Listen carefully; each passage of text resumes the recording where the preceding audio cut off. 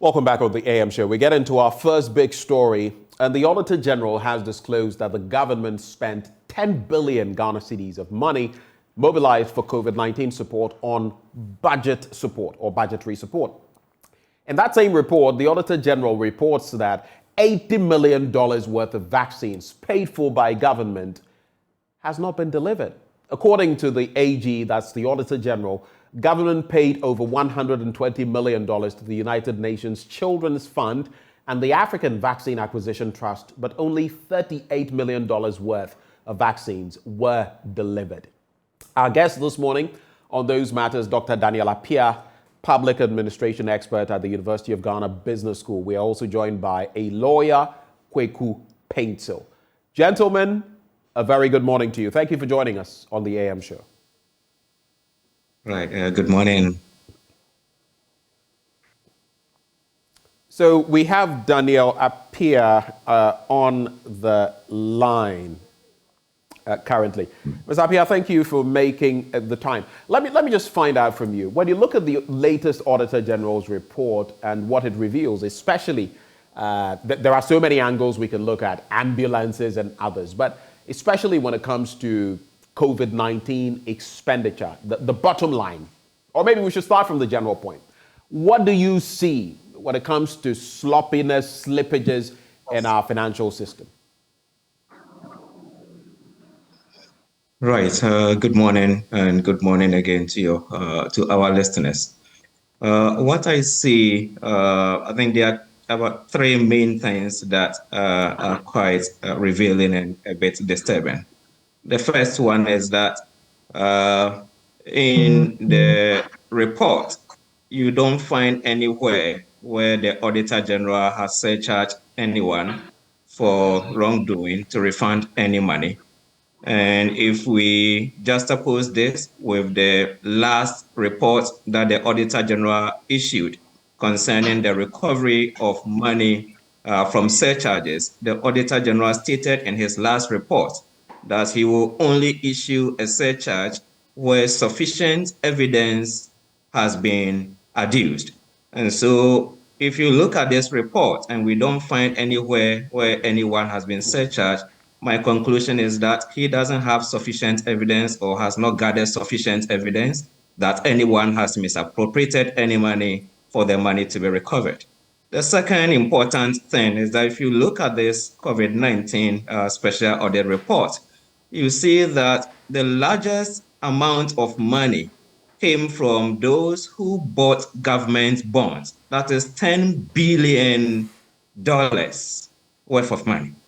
Those who bought government bonds, today they are suffering. And yes, you read the report, and there are many areas where we find expenditures that have not been appropriately utilized. And yet we are told that no one has done anything to warrant a refund or to be surcharged for wrongful use of the expenditure.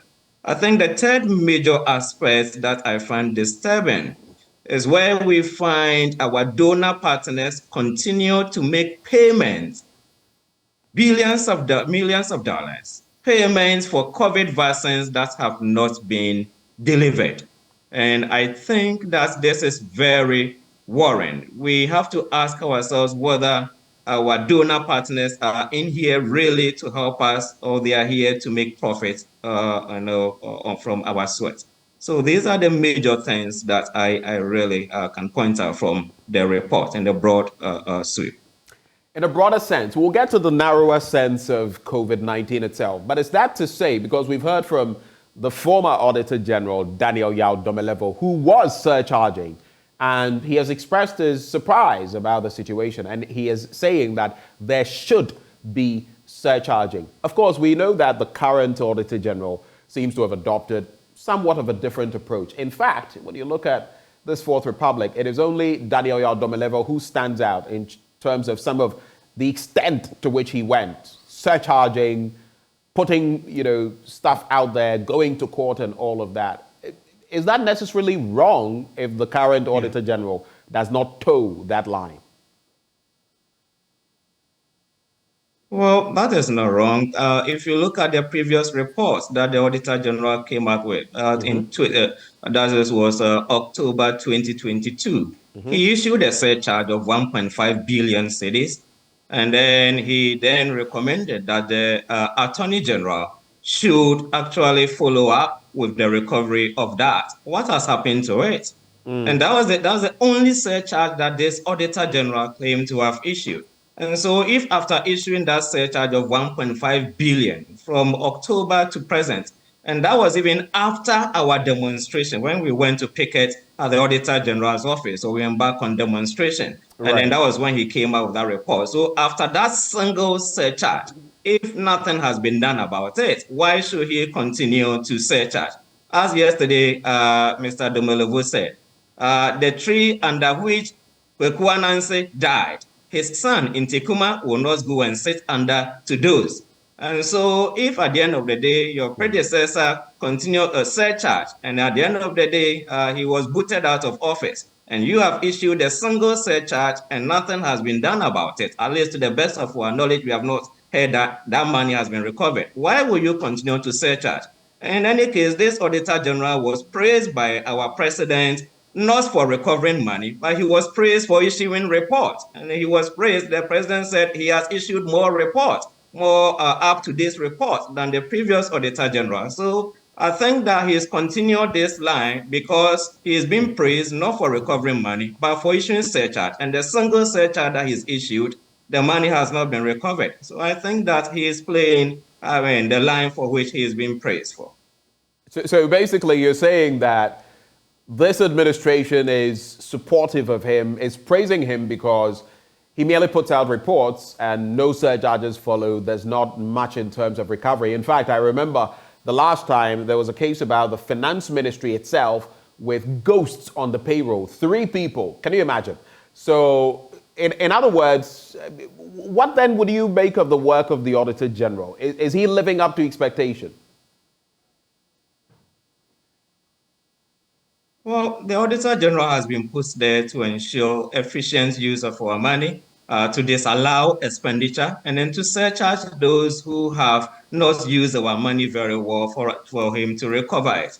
And since he assumed office, he has not recovered any money.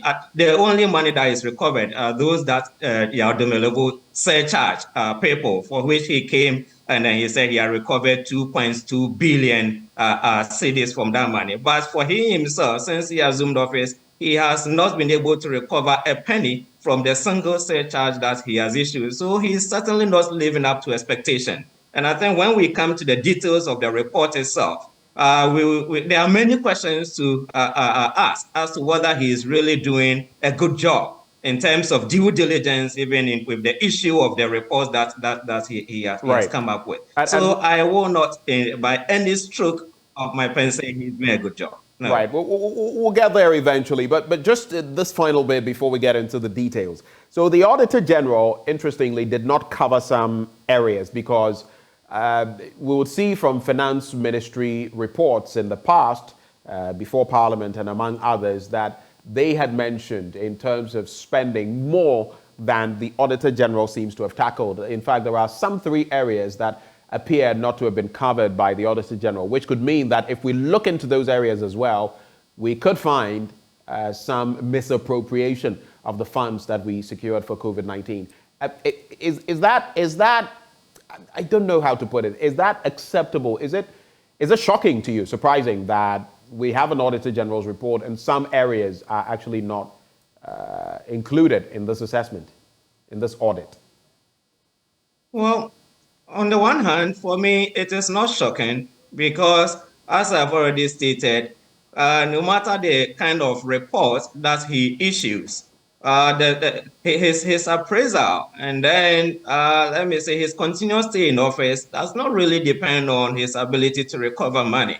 And so if he doesn't cover other areas, hey, the thing is, who cares? Those who put him there, are they really concerned about his ability to ensure recovery of wrongful expenditure or misapplied expenditure or monies that have been stolen? I know, I don't think that his bosses are really very much interested or have been very much interested in that particular angle. So I am not very surprised at all. In any case, he says that only little part of the money, the COVID-19 expenditure, went through the gift miss process. About $530 something million went through that out of the billions of money that have been spent. At the end of the day, all that he recommended in the report is that people who did not spend the money through the gift mess, our tried and tested gift mess system, should make sure that going forward they do the right thing. Come on.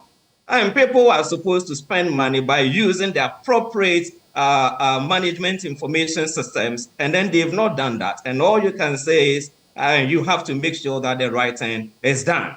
And so, as there are many questions to raise, but if we put this into context with regards to when he's assumed office and what he has been able to achieve so far, and the fact that he's been praised for issuing reports and not recovering money, I am not surprised at all. I'm not surprised. So since you've mentioned that time and again, do you have any problems with the fact that he's being praised? I mean, and I'm looking at it from this angle. Is his work commensurable with the praise that is being sung about him? I think if we put this in context, in terms of his predecessor's job, his predecessor recovered or at least surcharged people who have misused our money. And this Auditor General came into office, has recovered 2.2 billion. But his predecessor was not praised for that kind of work. He was kicked out of office. And then he has come, he has not recovered anything, and then he's being praised. Don't you think it is commensurate with the praise? Because that's how it started. Interesting assertion. Go ahead. I thought you had landed. Yeah, and so I do not expect him to depart from this line of work. I do not expect him to depart from this kind of output that he continues to put out there. I don't expect that to happen at all. If anything at all, perhaps maybe even in the previous report, he tested the system to see whether that 1.5 billion cedis that he surcharged, whether it is going to be acted on. And since that report was issued October last year, we haven't heard anything. And so he's tried the waters, tested it, and realized that, hey, I mean, he's not going to be praised for recovering money. Those who are responsible for recovering it are maybe not going to act. And so he has learned the lessons from the Demelevo debacle, and then he is also now towing the line where he has been praised, that is for issuing report. And so I do not expect that he will depart from this. And so we should expect the continuation of this line of work.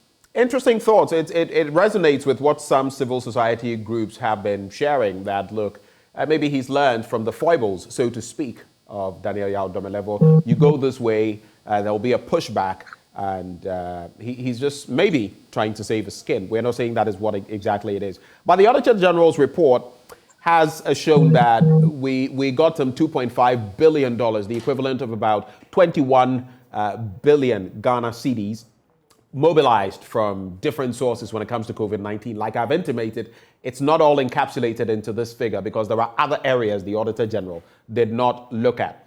But when you look at even those areas, the sum of money that went directly into COVID-19 issues, health, social relief, and security issues created by COVID took just 1/4, 25% of the chunk of money.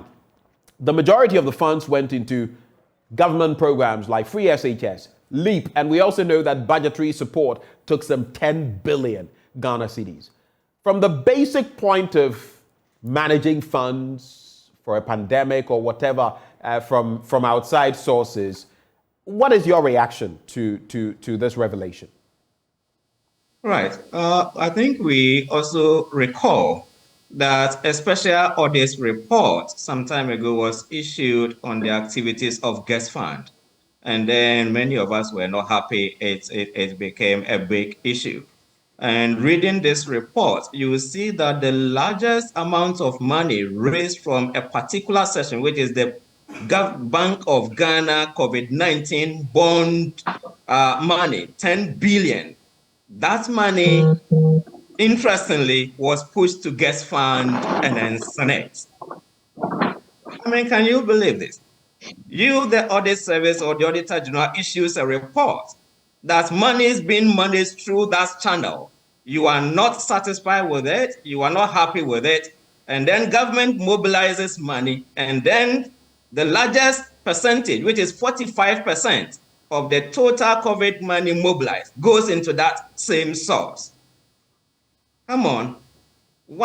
You question whether the one spending the money really, at the end of the day, cares about the previous reports that you issue that, hey, in this area, money is being spent there. You are not satisfied with it. Procedures seem not to have been followed. And yes, new money is raised. And then that 45% of money raised now goes back into that guest fund and then Senate. I think that if you are one of the bondholders who today is suffering or being punished for going to the aid of government, for buying Bank of Ghana COVID-19 bonds, and then realizing that that money was put in an area where the previous Auditor General issued a damning report, I think that you will be shaking in your seat. You will not be happy at all. You will not be smiling. And in your negotiations with government, I don't know what they are going to tell government, but there is nothing in there to really suggest that we really seriously want to learn from our mistakes and then improve on our expenditure to ensure efficiency and then value for money. Once again, let's put it into the context of all the previous reports that have come. And then the fact that the reports on Get Fund, the reports on the other areas have problems. And yes, the largest percentage of this money still went into those areas. And in the details, you ask yourself, how was it spent in terms of the Get Fund and the SNIS one, the bondholders' money? How was it spent? How was it spent? And then you don't get the details in this special or this report. And that's a serious thing, really. Maybe if the Speaker of Parliament has got the power or authority maybe to reject this report and ask him to go back and then do a detailed one, maybe I think that would be my recommendation, that he should be asked to do a better job, a detailed report. I do not know about that, but what you said just brings to mind, it puts certain things into perspective in terms of our spending. You made mention of it, and especially considering that even in these difficult times, even as we go to the IMF, even after everything we faced, you know the budgetary deficit for this year, over 61.5 billion Ghana cedis. In fact, we're going to run into more of a deficit than in recent years, yet we have all the constraints we have. So it would appear that this is some sort of trajectory we are on. I don't know what your take is on that. Yes, it's a trajectory that we've been on for more than 10 years, 20 years, and it's going to continue. After all, so long as we continue to operate within this constitutional framework, that weakens the internal accountability mechanisms, we are going to continue to operate on this path. I do not see any change unless we review the framework, one for the appointment and work of Auditor General, for the appointment and work of our highest spending officers and all that. And so I do not really think that we are going to depart from this, because that is the framework that we have created to continue. So I'm sorry to not to offer some kind of optimism for a better future, but the truth must be told that for the past 10, 20 years, if you read all the Auditor General's reports, look at the work of the Melevo, you look at the work that this Auditor General has put out there, and then you see the path. There is no cause for anyone to be hopeful that we are going to get something good out of the work of this current Auditor General. Those are some damning words. It's a damning verdict that you pass on the work of the current Auditor General. And I noted when you spoke about the changing the framework for the appointment and work of the Auditor General. What then? You're speaking of the law then. Maybe Parliament must come in. The parameters within which the Auditor General works there must be some shifting of the goalposts, maybe to broaden the scope and to give the law-backed surcharging. It had never been applied. So it's a plus or minus pros and cons situation The law gives the power to the Auditor General to do that. It took Domelevo to come and exercise that right or bring to bear that power. So would you necessarily blame? Where would you lay the blame, and what do we do? Would it be the administrations and how maybe, like you said, Domelevo did certain things that the people praised, but the administration did not praise because, let's be blunt, it went against them. Now someone is doing what works for them, but not for the people, and they are praising that person. So where do we find that fine ground or that line that we have to clip in order to get what we need? Right. So once again, here, if you look at the work of the Constitutional Review Commission, they raise also issues about the process of appointment of the Auditor General. If we really want the office of the Auditor General to be effective, then the appointment and confirmation should not be something that solely lies in the hands of the president.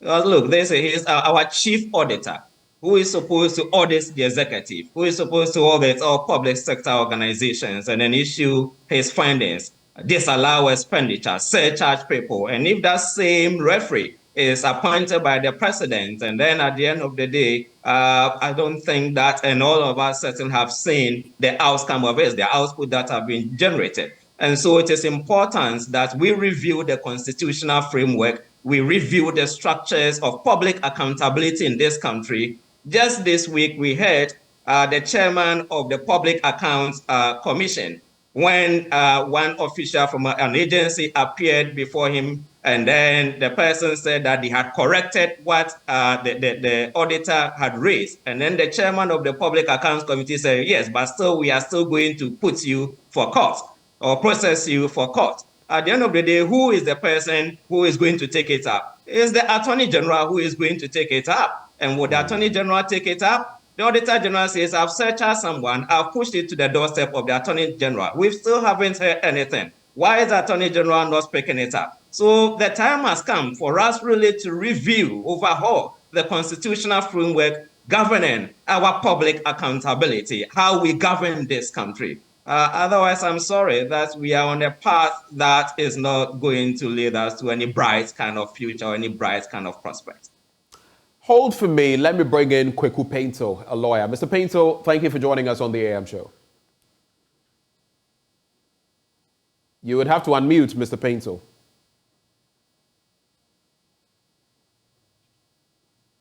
Hello, Kweku Painto, if you can hear me, please unmute.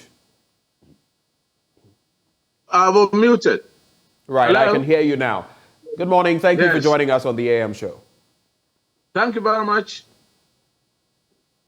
We've had quite a conversation already. I just heard from Dr. Pia saying that, look, we've got to the point where the Auditor General may not necessarily be delivering the goods, the bacon, as the politicians will put it, which the people want.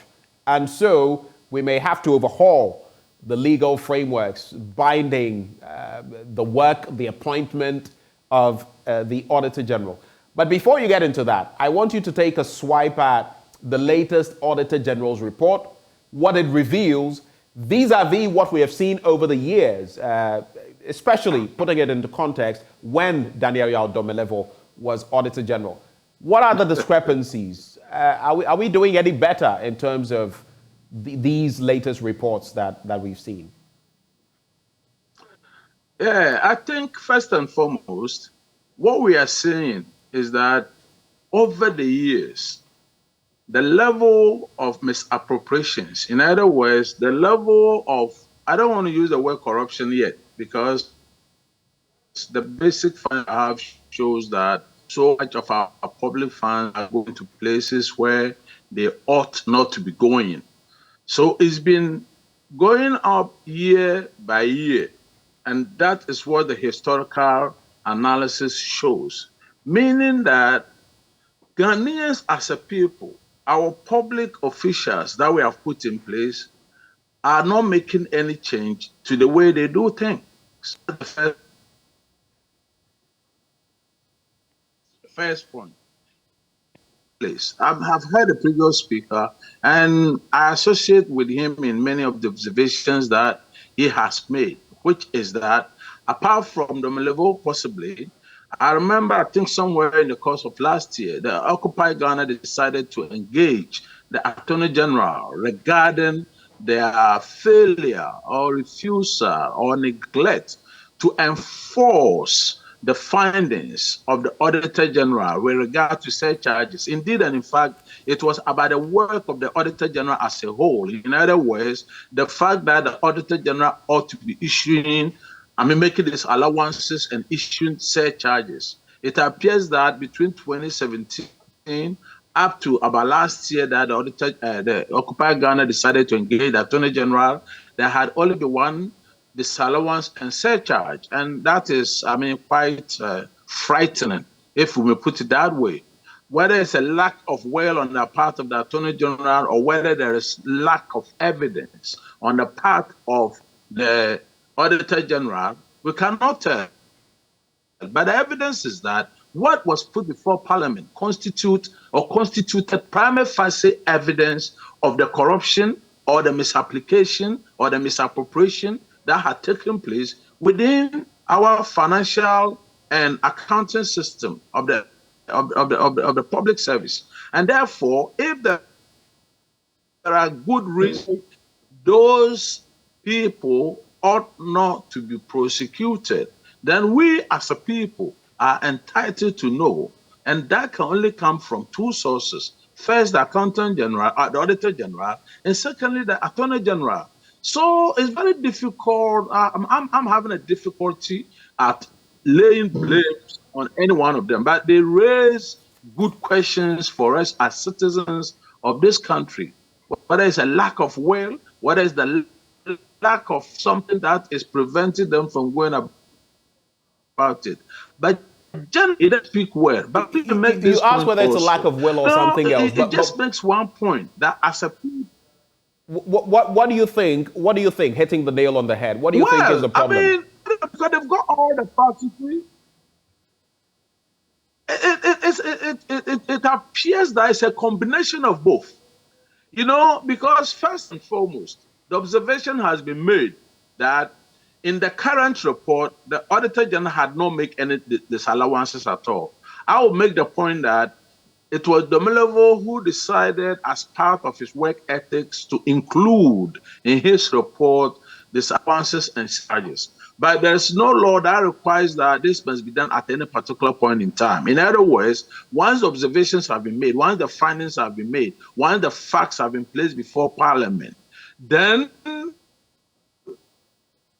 first it behoves themselves to take steps under the Constitution, because the person that the Constitution is also allowance when such charges have been issued for parties affected by it to go to court, and if they've got any reason to show that the disallowances have not been properly made, also to apply to the court for the court to to strike out, or rather to stop the Auditor General from the purported exercise of his power. So that power exists. So why the Auditor General is not doing that? It's amazing. And why the Attorney General himself, who obviously ought to be cooperating with the Auditor General in that direction.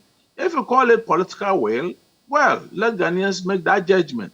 But there can be no rational reason, no rational explanation for either or both of them failing, refusing, or neglecting to do what the Constitution requires them to do. But if you look at the history of this Auditor General's report and the fact that it took an organization, an NGO, to enter the Supreme Court in 2017 in order to get a judgment from the Supreme Court, in order to compel the Auditor General to do its own constitutionally empowered duty, then you put all those of them in context, then you can come to the conclusion that there is a lack of political will in this country to enforce the reports of the Auditor General as a whole. Okay. One other observation that I myself have made with regard to this issue has to do with the fact that somewhere must be, I forgot the exact day, but there was a matter between Zoom Lion and Auditor General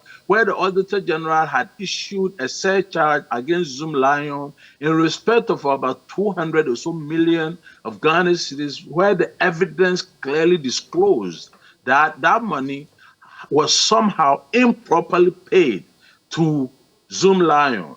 Now, in the matter that transpired, the only issue that arose in the Supreme Court was whether Zoom Lion or its officers, whoever they were who received the money, could be categorized as public officers for purposes of enforcing the surcharge against them.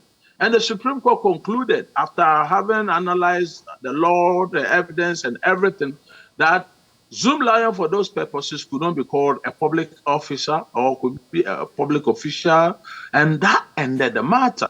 And I look at it, and I mean, with due respect, those are the kind of circumstances that sometimes citizens are tempted to say that the law is an ass. Why is the law an ass in the circumstances? It's not that the Supreme Court got it wrong.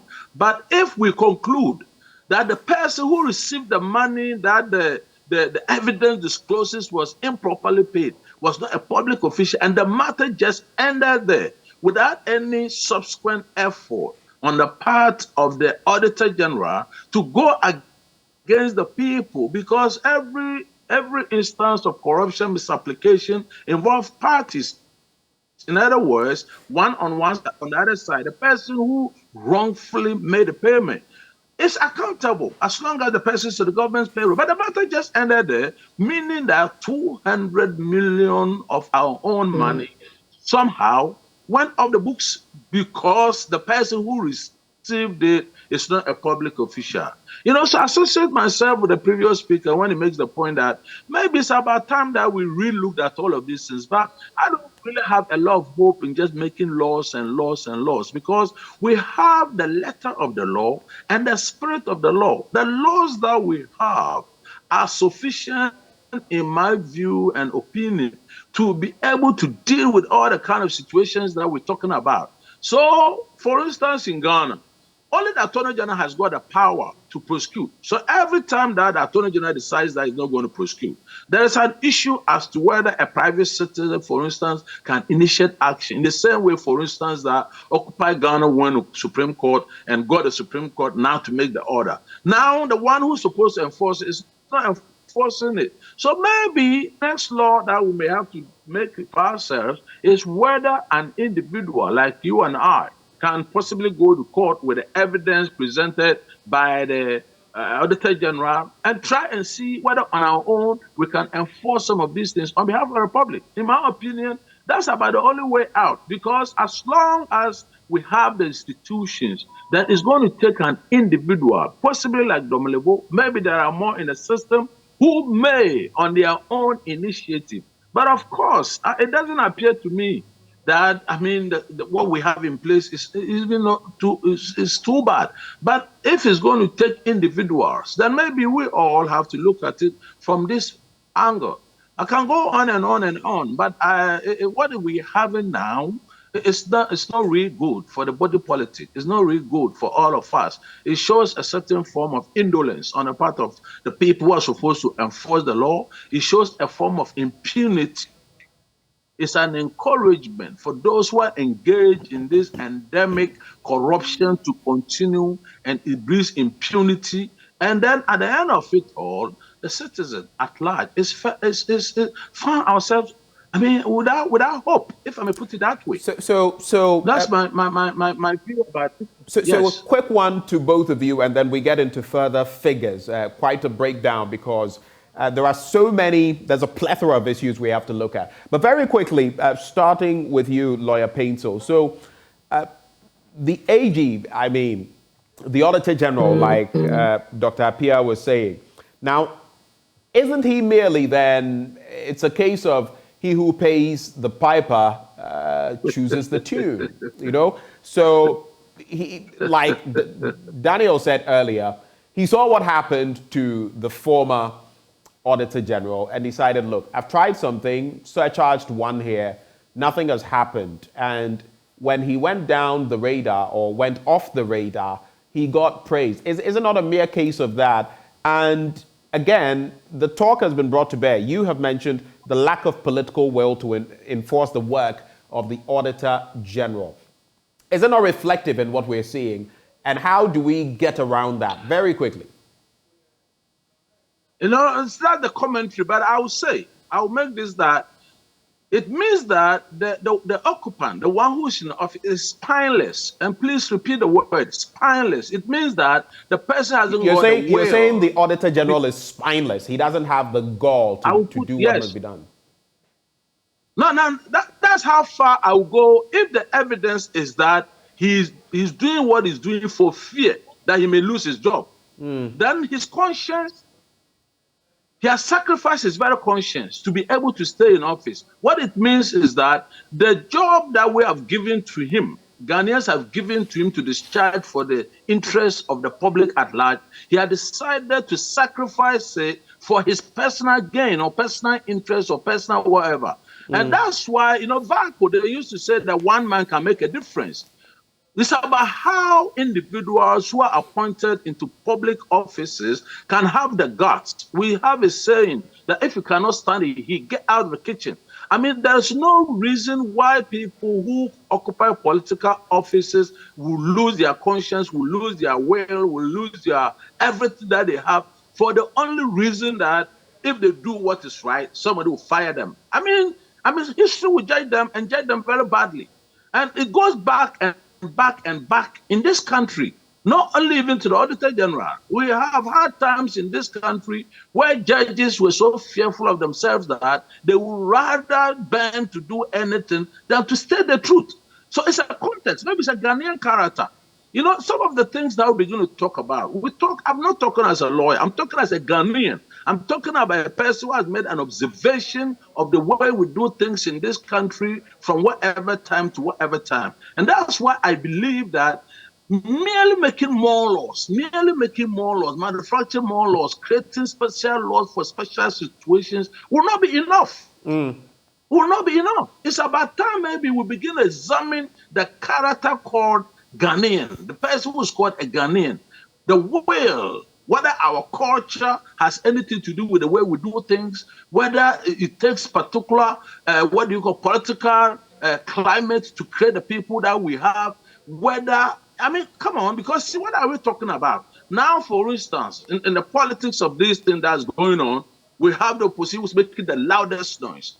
Come how many years' time, that is going to reverse. So it's a circus that we are running in this country, where none of the parties or none of us is really willing to commit ourselves to a real change in the way that we do things. And therefore, it takes somebody his time to make noise, then it comes the other time. Then we are all left as Ghanaians. We are losing. Let me go back.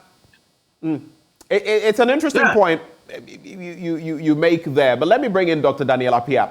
So we've been told about, I mean, it's an interesting point he makes there, Lawyer Paintsel, about the fact that, look, even if we switched administrations, it seems to be a bit of a ping pong. We've had these problems with Auditor General's reports or Auditors General reports in the past. And if that political will is not there, we'll just keep, shifting the goalposts, saying this and that, but we'll always end up here.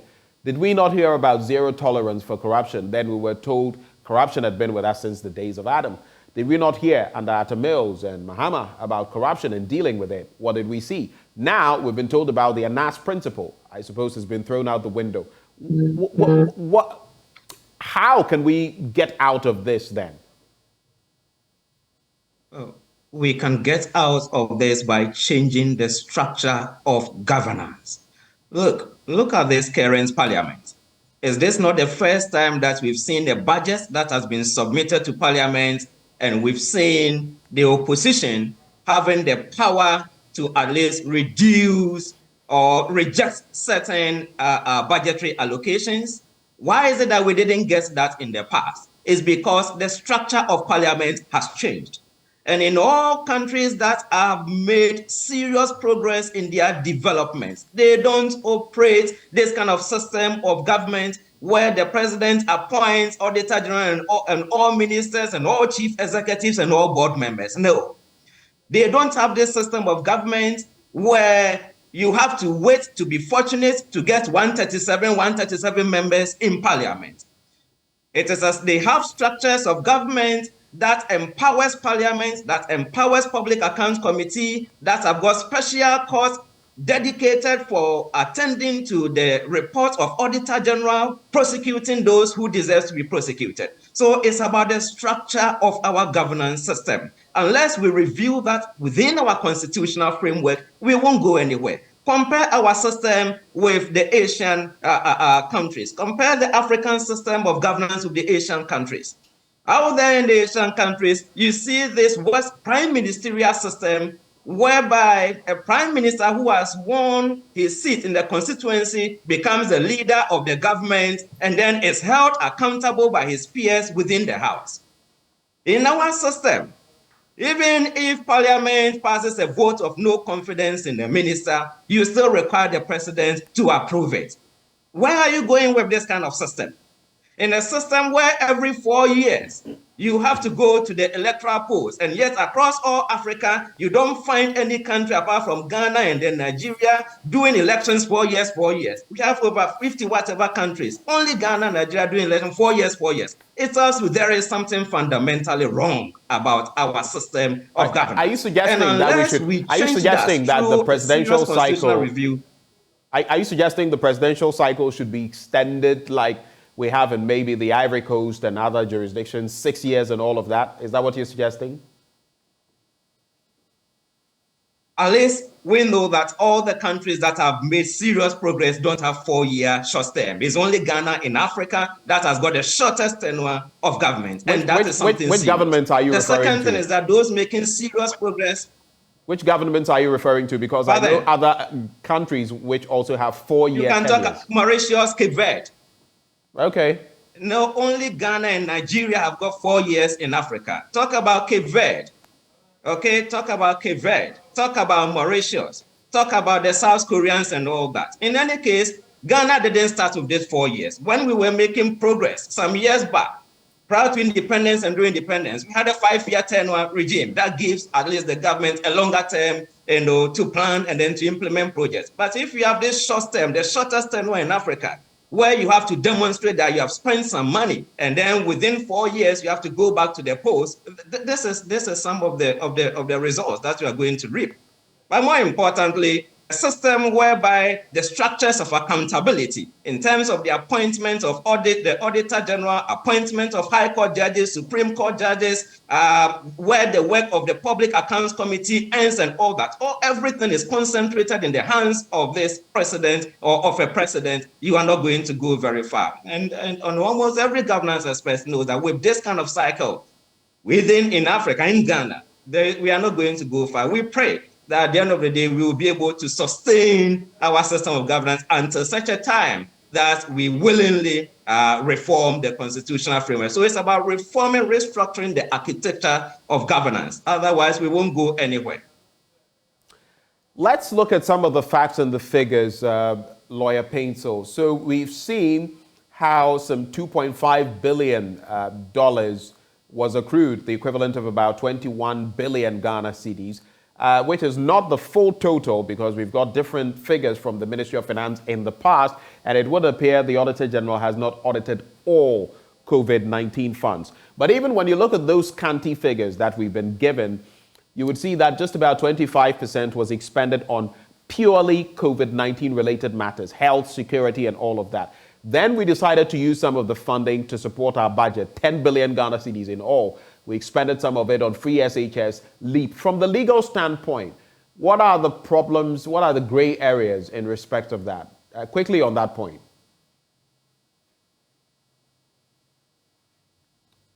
Hello, Kweku Paintsel, if you're with us.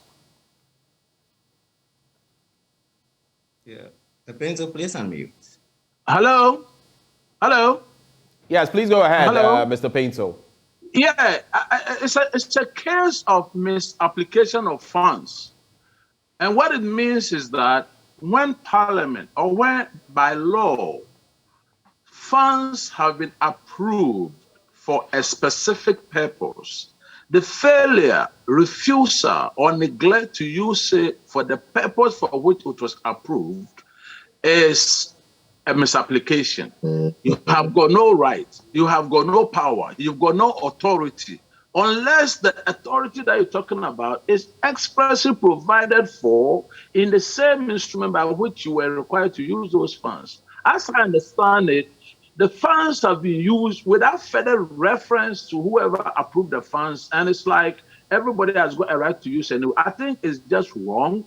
And you see, it's not every fund that people use or misapply, which must be possibly due to corruption, if I may put it that way. Sometimes the negligent use of funds, the improper use of funds, they're all forms of, if I may put it bluntly, corruption. And therefore, whoever misapplied those funds ought to be brought to book, ought to be accounted to Ghanaians for why we have, trusted you with these funds for a particular purpose, and you divert it for some other purposes. And even if it comes out eventually that those funds were, properly used, for instance, the misapplication makes it improper. And such officers ought to be held to account for the diversion, if I may put it, diversion of a sort. And it's not permissible by law for you to do that. That's the way I would address that particular issue. It's a form of impunity. It's a form of taking the law into your hands and doing what you have not been instructed to do. It's like giving your child money to go and buy bread for you, and he goes and he comes back and say, I got cake for you because I felt cake is better than bread. He's got no right to make a choice for you regarding what he thinks is better for you. It's as simple as that. And that's how Ghanaians as a whole have been. Yes. Dr. Appiah, is your thinking same on this matter? Dr. Appiah, is your thinking same on this matter? Right. Let's come to the facts, as you say, the facts of this report. The first question that I raise is, who actually requested for this special audit report to be done? And here I am pointing my hands or my finger at the competence of the one who issued the report. If you look at paragraph 1 of the transmitter letter accompanying this report, it states, or it addresses the Honorable Speaker of Parliament and states that your request dated 14th July 2022, and it states the request number, HM blah, blah, blah, blah. When you go to the executive summary, now the same date, 14 July 2022, the same request number, now he says that now the request is made by the Ministry of Finance. Is it possible for the Minister of Finance and for the Speaker of Parliament, sorry, Freddie, is it possible for the Minister of Finance and the Speaker of Parliament to have sat down the same day, made the same request with the same request number on the same day, the same month? And yet in the report, you find this there. Where is the due diligence? And this is the Auditor General who was accusing the previous occupants of the office for having lost all cases in court because not sufficient evidence had been adduced. And yes, we are writing this important report, and we cannot even tell from the report who actually requested for this special audit to be done, because you have the Minister of Finance and then the Speaker of Parliament all being given the same request number, the same days, the same month. So who requested for this report? Who requested for it? So as we are looking at the governance issues and constitutional issues and legal issues, we also have to look at the competence of the one issuing the report. In taking this work very seriously, having the will to give us value for money and then moving forward. So let me put that pointed question to you. In the report. Let me put that pointed question to you. On the back of these very points you make, on the back of all that you've said, do you find the Auditor General currently to be competent, since you use the word competence? Do you find him to be competent to be at post on the back of what we've seen so far? On the back of this report, since we cannot tell who exactly requested for the audits to be carried out, because we have two different persons, the Speaker of Parliament and then the Minister of Finance, being cited as the source of this audit report and given the same dates, the same request number, this is certainly not a competent kind of, I wouldn't say this report, due competence has been exerted in preparing this report. I wouldn't say that. Gentlemen, let's take a quick look. He goes back and does. Go ahead with your point. I didn't notice you were continuing. Please go ahead. It's time he go those that he has cited in the reports for having requested for the audit report. I think they have to raise this matter, that from the report they cannot really see whether it is they who requested for it, and they have to ask him to go and do a better job. So let's take a quick look at a few issues before we wrap.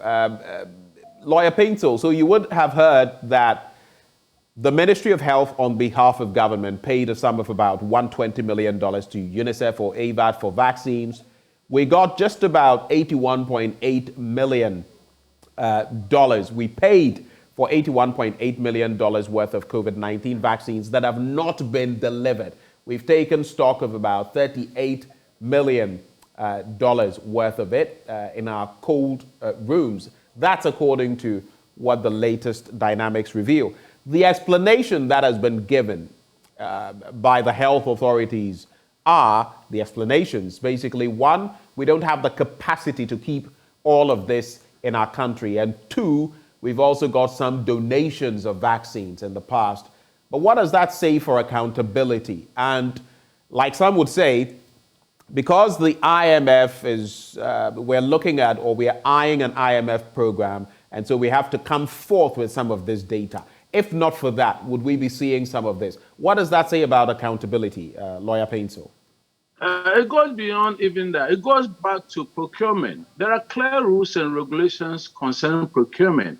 I mean, when you receive approval to other things, there must be justification for the procurement process because it's public funds that are used. We've got a law in this country dealing with public procurement as a whole, even if it is sole sourcing. I believe a lot of these things, procurement were done by sole sourcing. But nonetheless, you must justify the quantity, the quality, time of delivery, all of that. So what it means for our accountability is that somebody who's in charge, high officials who are in charge of our public procurement, did not take into consideration the right things that ought to have gone in. It's a form of negligence. And negligence that borders on incompetence. And when the two are mixed, it shows that the loss, whatever losses that Ghanaians lose as a result of a combination of the negligence and incompetence ought to be disallowed and surcharged to the officials who have run that loss for this country. Unless, of course, the report, I noticed that it is silent about how those funds are going to be recouped. Because it makes a lot of common sense that if I decided to purchase so much from you and I didn't purchase, somebody must tell us where the funds are. That is to say, for the difference that have not been supplied.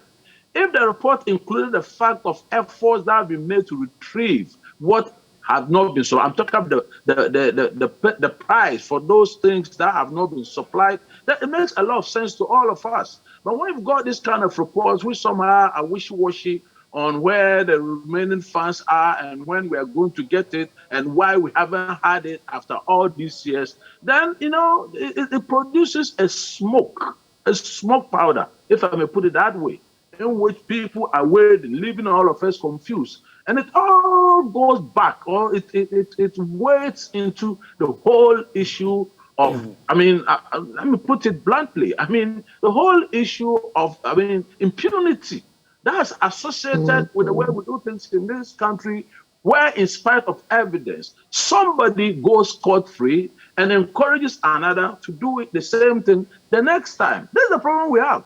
Listen, every time that I look at these things and how predictable, I mean, let's put it that way, how predictable these things are, then it makes me wonder whether we care about it. I mean, we care about even the things that we talk about, and now people will always go away with these things. Because if for all these number of years, we've got, an Auditor General who, in spite of these reports, at the end of the day, want Ghanaians to believe that, oh, unfortunately, these funds are gone, so let's look at the next thing. I'm telling you, mark me on this show program. Next year, if I'm alive, mark me on this program. The report we'll have next year will be worse than what we are seeing. And by next year, there will be no evidence that anything has been collected for the public purse. And that shows you how we kill ourselves every day in this country. And instead, I need to make even this other point.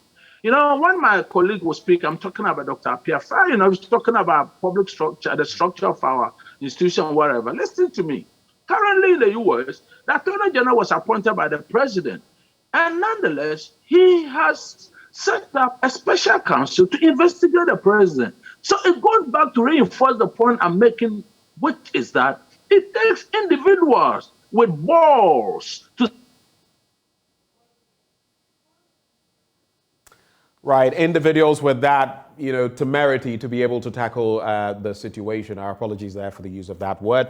But just to wrap the conversation, gentlemen, just to wrap with your final words, I'd like you to talk about another aspect of the Auditor General's report, which has to do with 26 ambulances valued at $4 million, which are yet to arrive. I thought this issue of ambulances ordered yet to arrive would be a thing of the past. But these ones are related to COVID-19.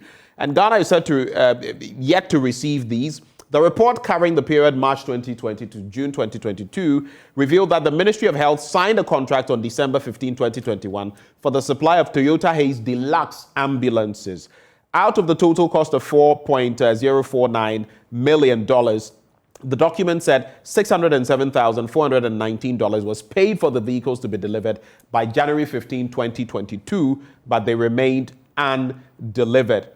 Now, management, per the report, indicated that upon technical inspection by the World Bank, additional specifications were recommended, and the contract had therefore been extended to March 2023. What do you make of this situation? And there's also, I just want you to chip in on the debt exchange program, the position of the Ghana Association of Bankers, and what your thinking is on how the debt exchange is being brought to bear. Just briefly on these two matters, and it's a wrap. I'll start with you, Dr. Appiah. Right. So with regards to the ambulances, our ties to the huge $81 million of COVID vaccines that have not yet been supplied. So here we have ambulances that have been ordered with some specifications. And then at the end of the day, the specifications have been found or were found by the World Bank not to be appropriate. And so based on recommendations, now ambulances that were supposed to be supplied within 1 month, now it has been extended to more than 1 year. Now my question is, where was the World Bank at the end of the day when after 19th November 2021, after the country had paid over $40 million or $49 million, and we had gotten only $38 million worth of COVID vaccines, and the rest have not been delivered. And yet, on 17th December, the World Bank continued to make direct payment of $3.8 million.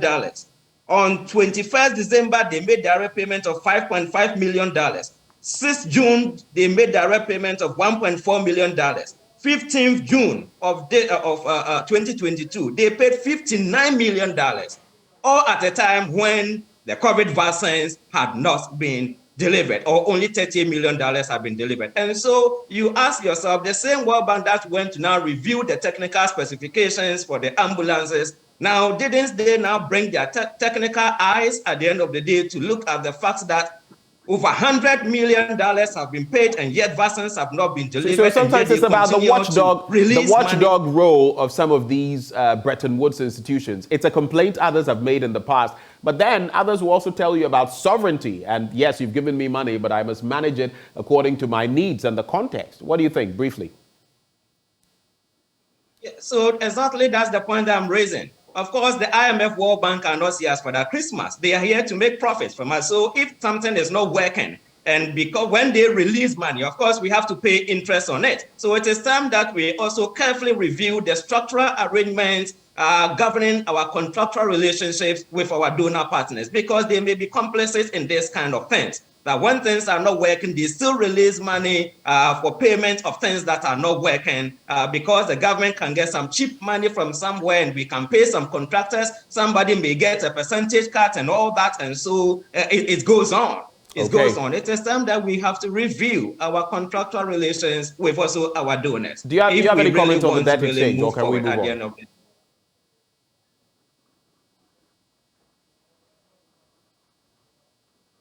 Dr. Appiah, do you have I think that as the bondholders are negotiating with government, I think they have to raise these matters at the end of the day and put their conditionalities on the table as a basis for entering into agreements with the government, at least if not for anything, for the right thing to be done, for surcharges to be issued on the misapplication of bonds that they have paid for which today they are suffering. Okay.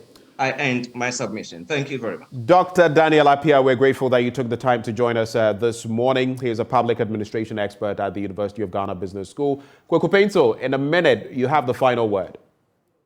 Yeah, regarding the reasons that they've given us, with regard to these ambulances, sometimes I get embarrassed with the reasons that are given. It's like they are playing with our intelligence. It's like we are all better off, even if they did not tell us the reasons that they claim are responsible for the kind of woes that they visit on us. Like some schools said they had a master who used to say, "You think me and my wife are small boys?" They play with our intelligence. How can you tell us that you ordered an ambulance and at the time that you have paid for it, you didn't even know the specifications or the specifications? It goes back to procurement, public procurement. The funds are public funds. Ghanaians, the money of Ghanaians.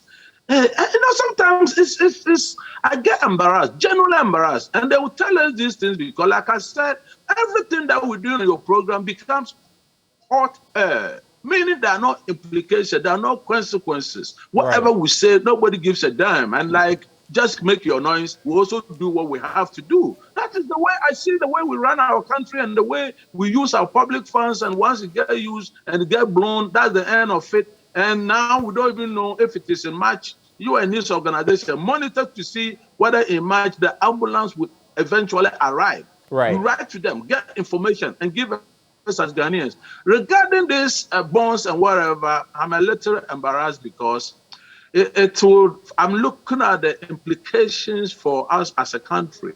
If your government can invite you to place funds with it, and the same government now comes around in the manner that they have done, the real problem I have is the economic implications of this. Whether at any time in this country, you can get the public, can get Ghanaians to trust government sufficiently to make this kind of investment. That is my worry. As to what's going on between them, let's hope that things turn out well. That's my only hope. That's the only thing I can say. Well, we'll hope against hope. Kweku Paintsel is a lawyer. He joined us for that conversation as well. Thank you so much, sir, and do have the best of the day. You're welcome. Thank you. Thank you. Thank you. Bye.